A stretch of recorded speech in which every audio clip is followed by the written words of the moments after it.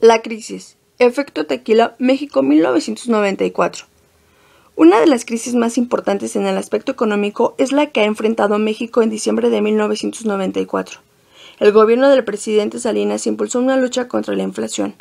El objetivo explícito era reducir la inflación mediante la eliminación de su componente inercial, sin afectar el crecimiento económico. La estrategia de controlar las demandas salariales y las solicitudes de mayores precios de garantías de los agricultores fue sumamente exitosa, al punto que la inflación descendió de 160% en 1987 a 7% en 1994, y durante ese periodo el Producto Interno Bruto mostró tasas de crecimiento positivas. A pesar de que la inflación descendía, el déficit de la cuenta corriente de la balanza de pagos crecía desmedidamente. En 1994, el déficit de cuenta corriente alcanza los 28.8 mil millones de dólares, financiado en parte con flujos de capital de corto plazo. Este comportamiento de la balanza de pagos fue el que al final condujo a la crisis debido al abuso del manejo de tipo de cambio y de la política comercial para reducir la inflación. A pesar del déficit de la cuenta corriente de la balanza de pagos, el nivel de las reservas internacionales de México había estado en crecimiento desde 1988. A pesar de la magnitud del déficit, se acumularon reservas que en noviembre de 1991 fueron aproximadamente 16 mil millones de dólares, el nivel más alto alcanzado en México.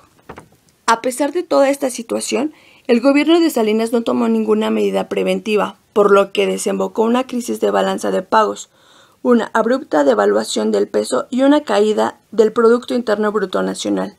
En diciembre de 1994 llega a la presidencia de México Ernesto Zedillo, encontrando una situación económica y política muy complicada, generando un proceso especulativo entre los inversionistas nacionales y extranjeros que prevelan que el peso se devaluaría inevitablemente.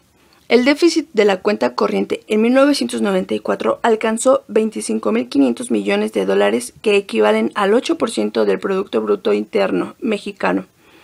Si el tipo de cambio real sube y el tipo de cambio nominal se mantiene constante, se produce un desequilibrio.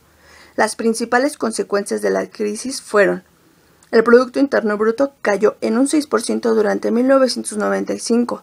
El déficit comercial de México hacia el exterior había llegado de 1991 a 1994 a 50.860 millones de dólares. La deuda externa había elevado significativamente a la cantidad de 173.400 millones de dólares.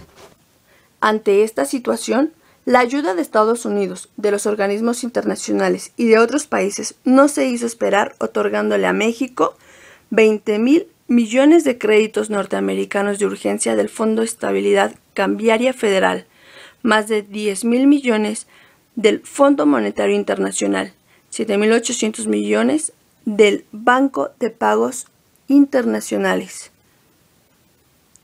3.000 millones del Banco Mundial y del Banco Interamericano, 1.000 millones de otros países latinoamericanos. El gobierno mexicano sacó dos conclusiones principales de esta crisis. 1. No es recomendable depender demasiado del capital extranjero. Se considera que la dependencia es excesiva si la inversión extranjera total rebasa el 3% del PIB. 2. El déficit de la cuenta corriente debe ser financiado en su totalidad por la inversión extranjera directa.